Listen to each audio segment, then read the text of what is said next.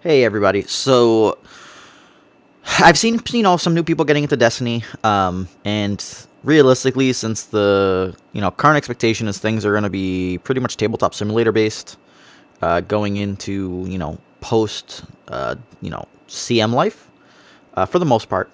I figured it's time to do another how to use tabletop simulator to play Destiny, especially since we do have a new mod, and there are some new interactions and whatnot. And I thought I had one already with Super Destiny, but apparently not. So you can just move the webcam around so you can see there's nothing there with the interface.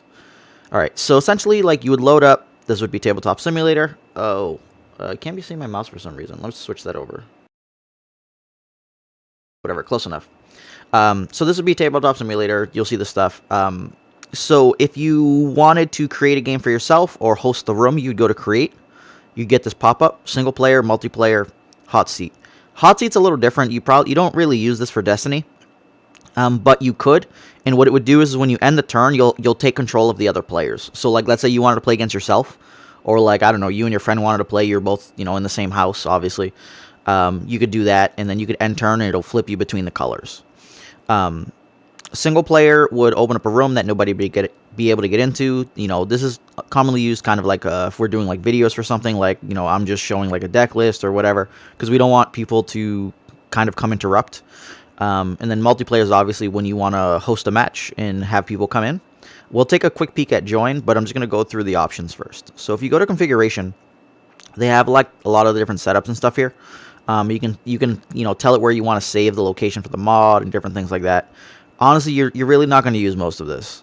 Same thing, graphics. If your computer's struggling, you can like lower some of the graphic stuff. You can increase whatever. Really not going to go through most of that. The one that you want to look at is primarily like voice chat. Make sure it's on toggle or push to talk.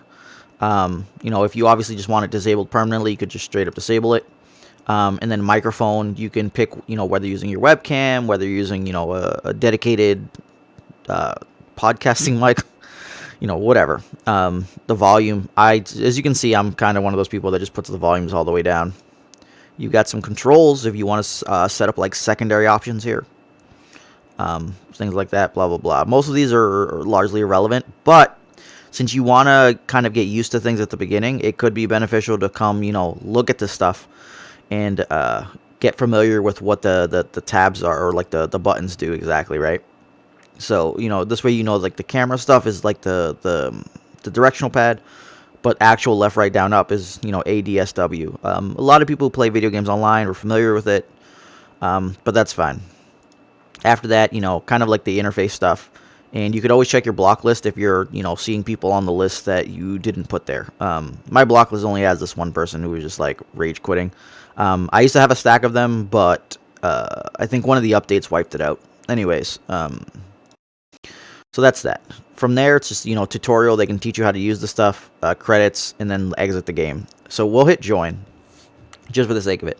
So if you join, you'll see all types of different games and whatnot. Just gonna give it a second to load. So you can actually see this stuff here. So actually, this second person is actually playing CM in Super Destiny, but there's all sorts of stuff: Warhammer, Isaac, Gloomhaven, all sorts of crap. So in here, you would just write Destiny, and it'd pop up. Because everyone plays on the Super Destiny mod, just writing Destiny is much safer than trying to write CM or anything like that. In general, you do have some options down here where if let's say your friend did it and you just want, if we had tons of games, then you'd like friends only, so you could only see your friends.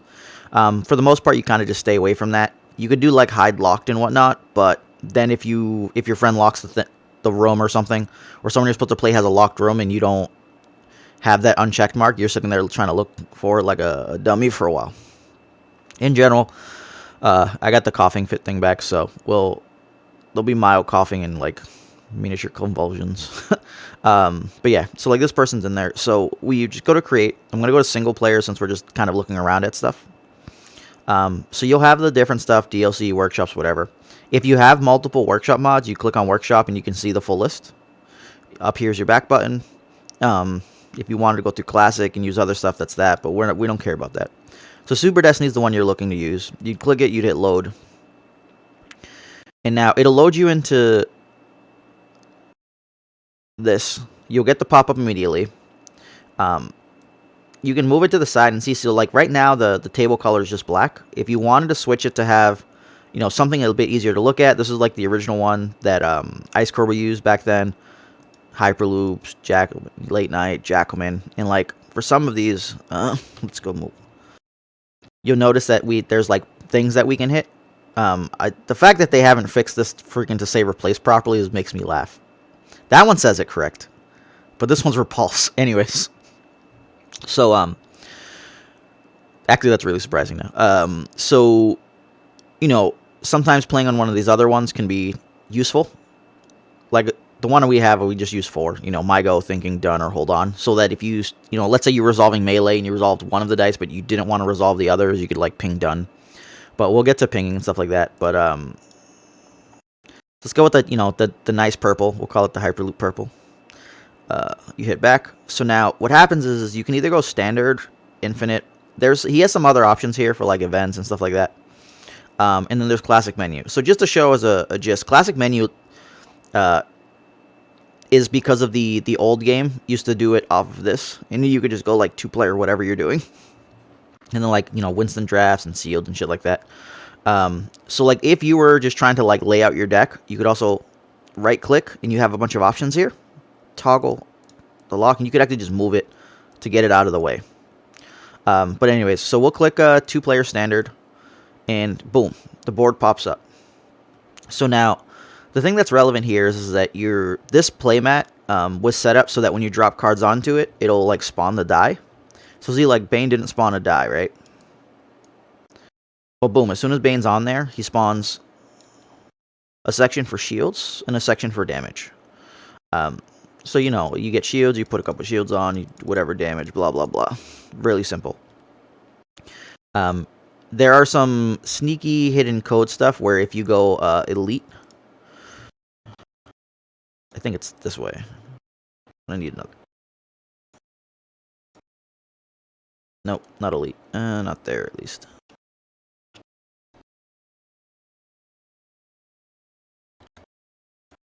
It's like a secret code so that you can spawn 2 dice when you play it. That's not one, though. Did they just do it with the small one? It's been a while since I've done this. I'm sorry, guys. Yeah.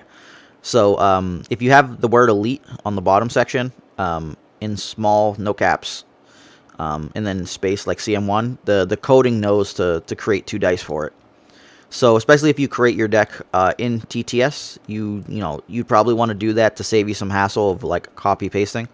So like if you go over an item, you can press C and it'll copy it. Well, actually, hold on a second, because C is also for chat. So I don't know why I would do that. So I just got Control C, and then you can just paste as much as you want. Yeah. Because I think the C and V, which are copy paste, are used for the voice functions on mine. So those might actually either be disabled or just the C thing was irrelevant. You had to hold Control. So anyways, that's that stuff. Getting to just like the overall interface. I'm just gonna load up a old janky deck real quick.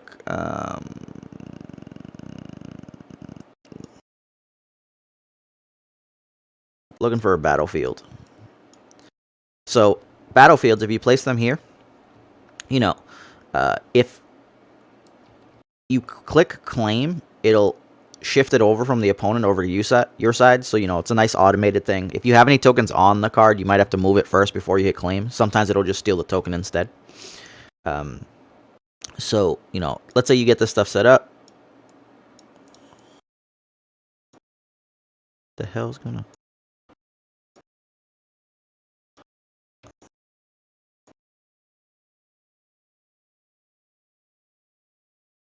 I don't know why Phasma's not... There we go.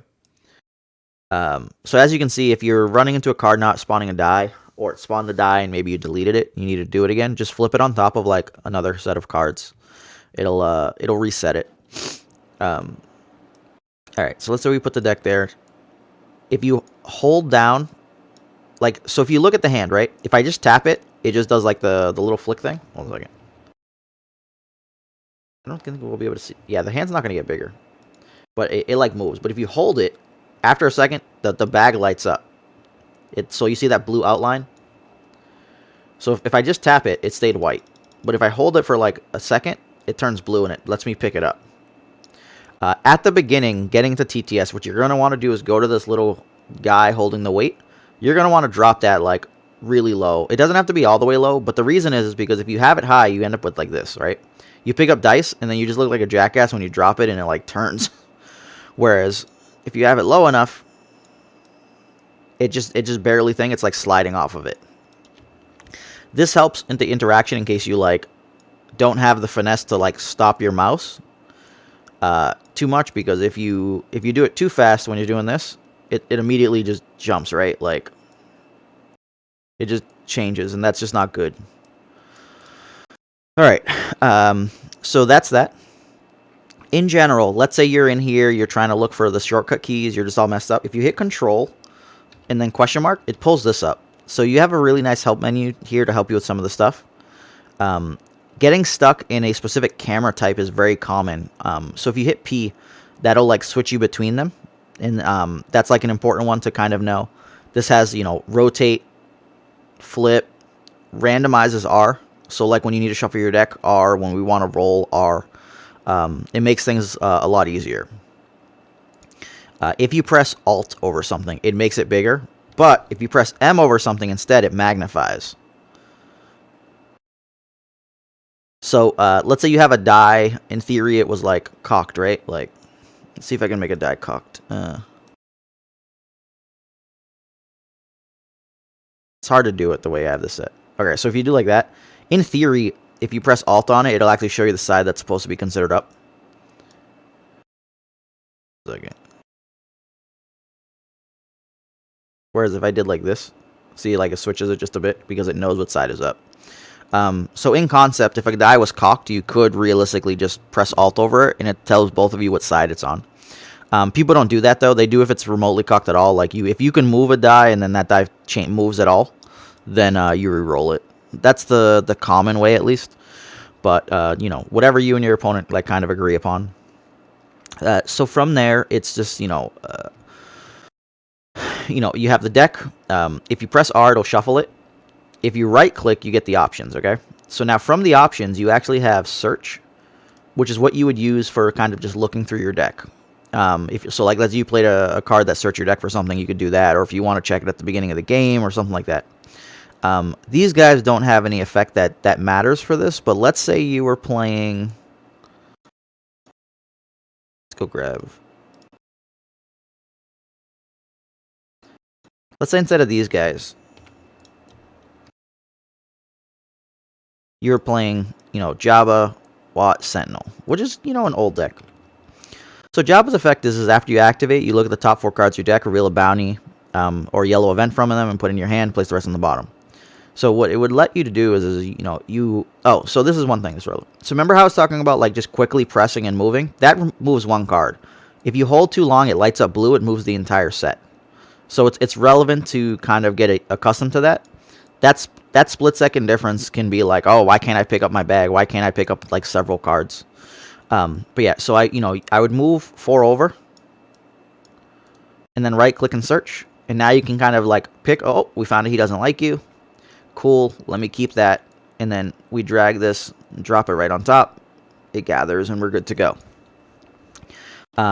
Whereas like Sentinel Messenger, and like you'll see people do the draw thing where they draw 4 cards and then put it back. And like to me that sucks. Because like they're adding cards to their hand.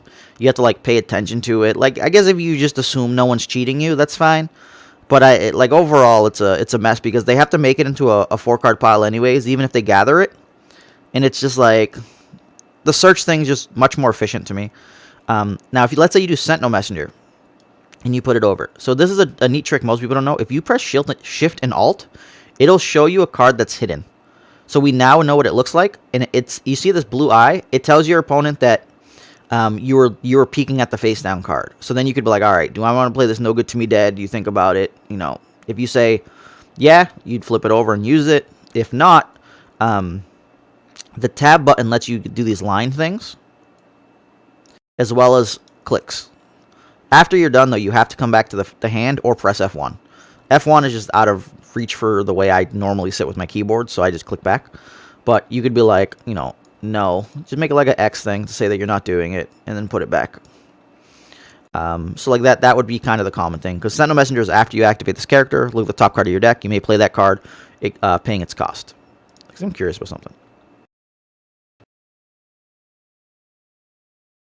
Yeah. See, so like I looked at the top right, but it showed me a DH. But that's because that's actually the very bottom. So let's say I put this no good to me dead on the bottom. It actually shows me the bottom. Yeah. And then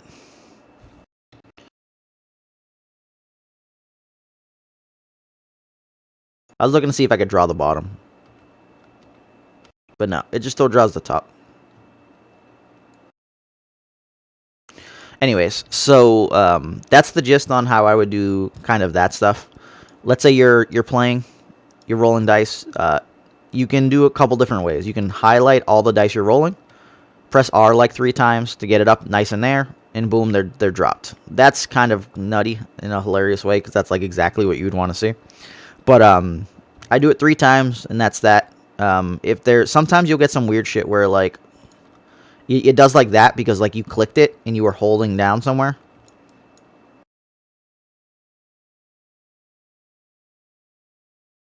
And like it doesn't feel good because like it's that usually happens in some weird situations. But if it doesn't, you know, you can always grab it midair and then like re-roll it or something. But you don't do that too often. It looks really weird.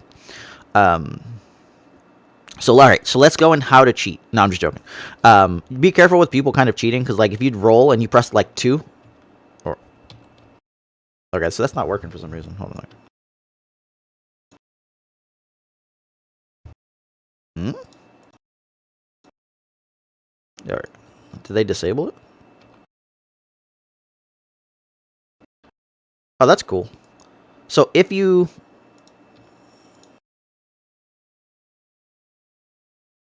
highlight it, it doesn't work with the numbers to switch the die. But if you're over it, you can turn it. So what they used to have is if you rolled, you could like press 2 when it was like about to touch, and it would flip itself, and it would look really odd, and people would cheat off of it. But it looks like I can't do that anymore. Like, or you can't do that anymore. Nobody can do it. So that's good. I'm glad they got rid of that. Trying to think what else is there.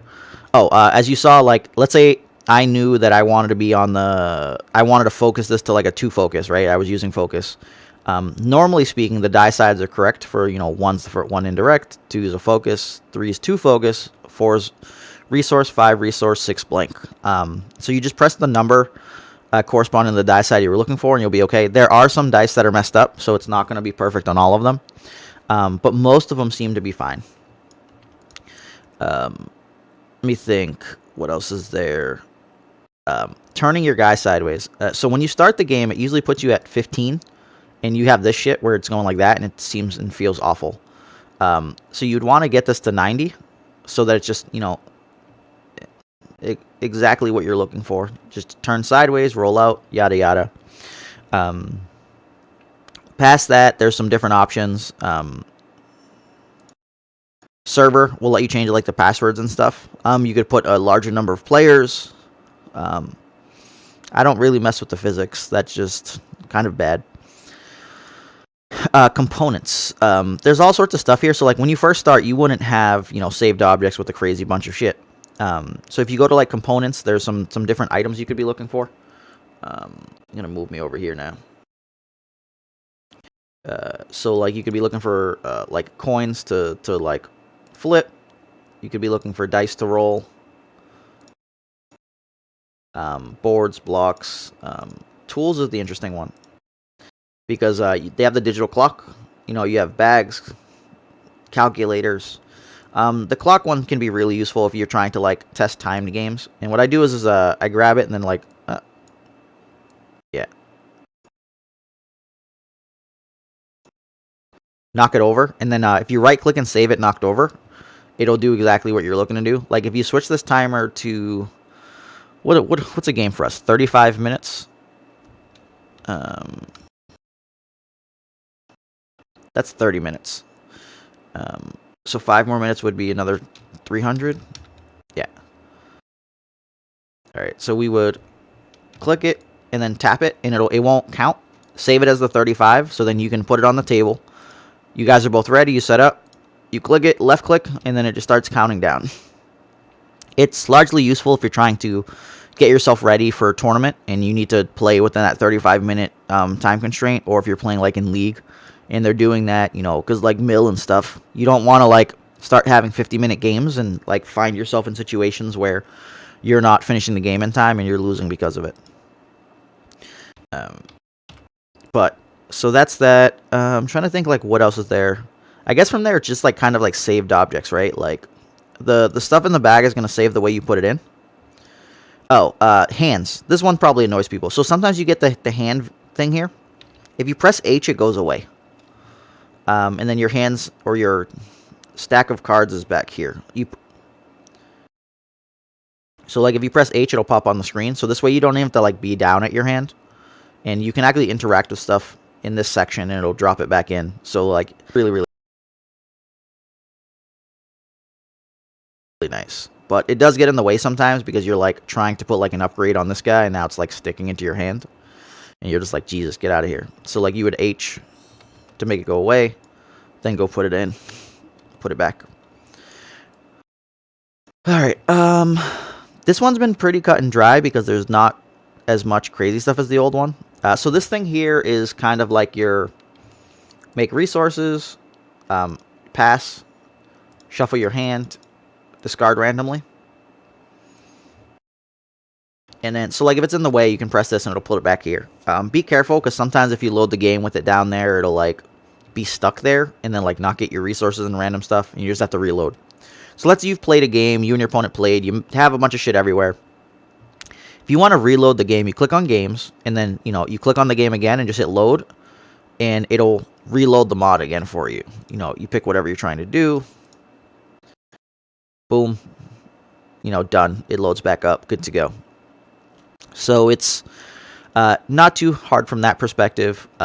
Saving stuff, I highly suggest kind of putting things in a... If you're saving or making changes, let's say, on TTS, I highly suggest, you know, doing whatever and then saving the bag. If you name the bag here, it'll actually change the name of the bag when you're saving, so you don't have to change the name each time. Like, let's call it Best Deck Ever.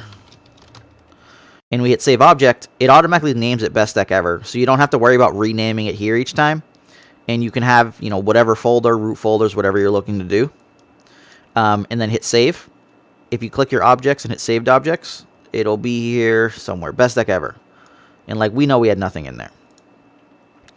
In general, these bags do tell you how many items are in it. Or stacks of items, I guess is the key term, right? So this one has 9 stacks. 1, 2, 3, 4, 5. And then this was back when CM didn't have dice. Or CM wasn't in the game, and I had to, like, load my dice separately. And then, so it's just like, oh, okay, I had 9 there. Trying to think if there's anything else. Oh, so the vector thing, if you just click somewhere... Oh, sorry. Not that. If you hit tab... if you just tap tab, it'll just do the arrows, right? If you do like that, it'll do it, and then switch back to the hand. You don't have to worry. But if you hold it, and you do it too many times, it'll stay on it. So learning the differential is very useful. So the gist is if you just tab, it'll make the arrow. If you hold tab and press the left click, it'll switch to that. And like you can do whatever you're doing. So like if you just tab and do it, you can do whatever without having to go back and click it. Honestly, I just learned that now, not gonna lie. If you wanted to write some other stuff on the board, you have text here. I don't know. Don't die. Just like random stuff. Like, for the most part, you're not going to do half of that stuff. Decals are occasion. You're really not going to use most of the other items. And like, just straight up, that's the gist. Move stuff around however you're looking to do it. But Normally for a deck, let me see if I have a 5-day aggro deck, because I don't play upgrades a lot. I should have a Reroll somewhere, though. Hold on.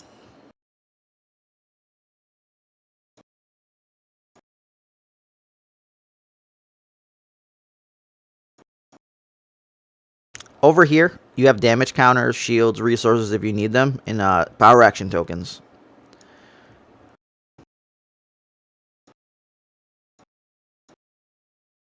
These are the Loop's power action tokens. Anyways, so let's say I played some upgrades. You know, they spawn out under it.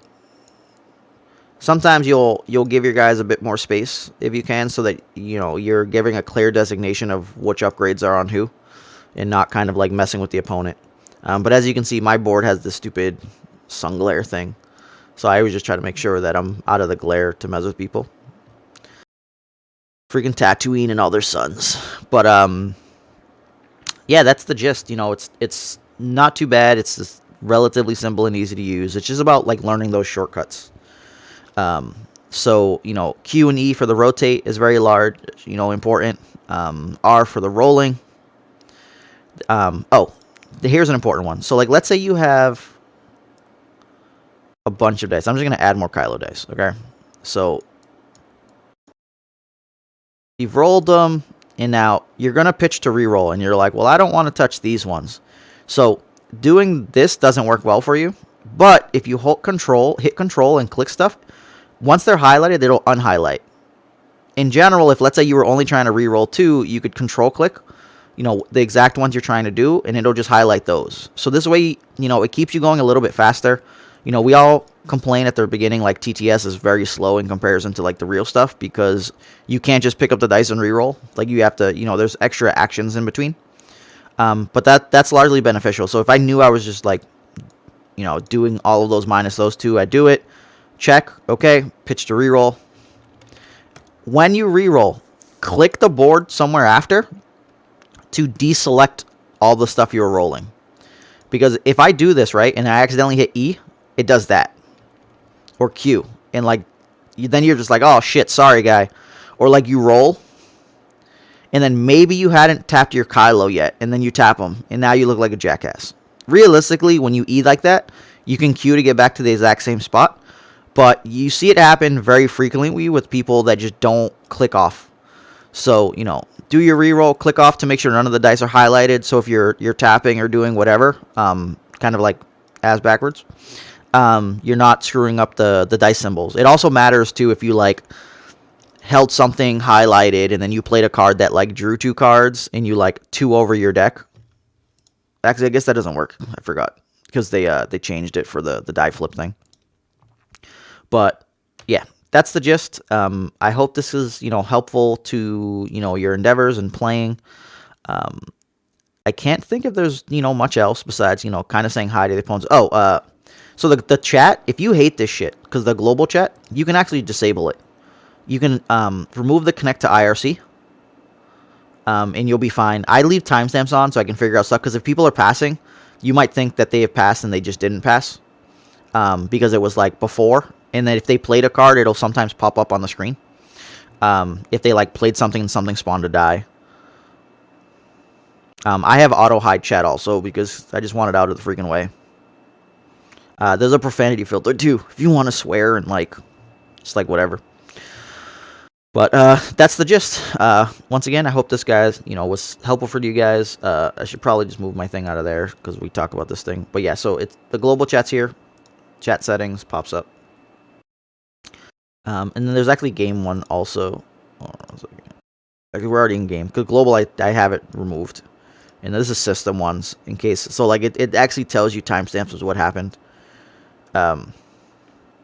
Peeked at whatever card. It actually has the card codes, which is funny. Which I didn't actually realize. Luckily, most of us can't actually read what the hell those are. Anyways.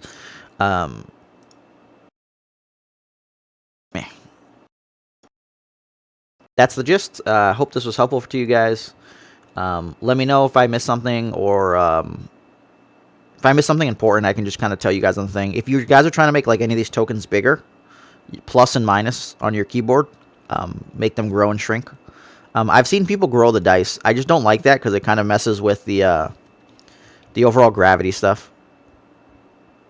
But if you wanted really big dice, you could definitely do it. But all right, that's it for today. You guys have a great one. Thanks for listening. I'm Honestly Sarcastic with the Hyperloops. And yeah, comment, subscribe, like. Thanks. Deuces.